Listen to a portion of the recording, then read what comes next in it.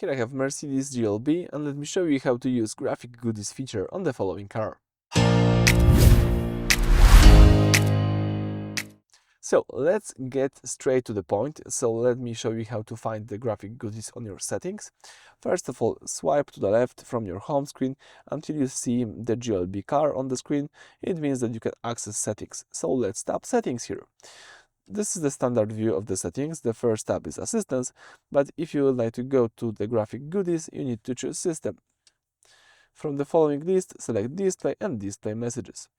As you can see, here you can find graphic goodies. You can enable or disable this feature just by using this toggle.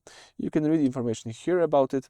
So as you can see, on certain special days, the graphics of the MBUX are changed a little bit. Let us surprise you. So this is like the Easter egg from Mercedes. I recommend to have this feature enabled to see what happens. So that's it for this video. Thank you for watching. Please subscribe to our channel and leave thumbs up.